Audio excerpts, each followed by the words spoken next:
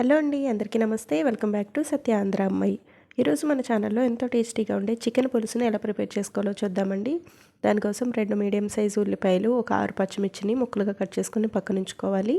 అలాగే ఒక పెద్ద సైజు నిమ్మకాయ అంతా చింతపండును నానబెట్టుకొని పక్కనుంచుకోవాలి. అలాగే ఒక హాఫ్ కేజీ చికెన్ని శుభ్రంగా వాష్ చేసుకున్న తర్వాత ఒక స్పూన్ లెమన్ జ్యూస్, రుచికి సరిపడా సాల్ట్, ఒక పెద్ద స్పూన్ అల్లం వెల్లుల్లి పేస్ట్, అదే స్పూన్తో హాఫ్ స్పూన్ ధనియాల పొడి, ఒక ఫుల్ స్పూన్ జీలకర్ర పొడి, హాఫ్ స్పూన్ గరం మసాలా, 2 స్పూన్ల కారం, హాఫ్ స్పూన్ పసుపు యాడ్ చేసి గుప్పెడు కరివేపాకును కూడా యాడ్ చేసి మసాలా అంతా చికెన్కి పట్టేటట్టు బాగా మిక్స్ చేసుకొని ఒక హాఫ్ అన్ అవర్ పక్కన ఉంచుకోవాలి.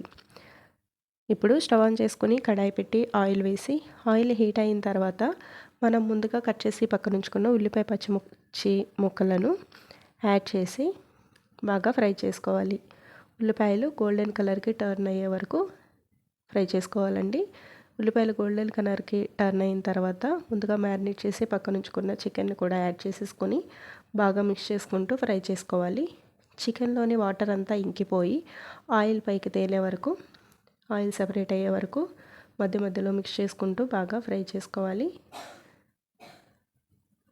చికెన్ అంతా మగ్గిపోయి మసాలాలంతా బాగా ఫ్రై అయ్యి చికెన్లోంచి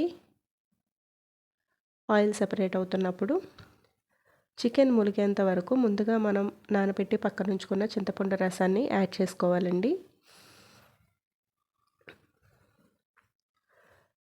చికెన్ ములిగేంత వరకుగా చింతపండు రసాన్ని యాడ్ చేసుకున్న తర్వాత మూత పెట్టి బాగా ఉడికించుకోవాలి. చికెన్ పులుసు ఇలా ఉడుకుతున్నప్పుడు గుప్పెడు కొత్తిమీరను కూడా యాడ్ చేసుకొని ఒకసారి అంతా బాగా మిక్స్ అయ్యేటట్టు మిక్స్ చేసుకొని మూత పెట్టుకొని బాగా ఉడికించుకోవాలి.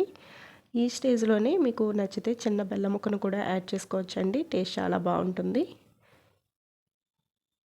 ఇష్టపడిన వాళ్ళు స్కిప్ చేసేయండి. మూత పెట్టి మధ్య మధ్యలో మిక్స్ చేసుకుంటూ బాగా ఉడికించుకోవాలండి.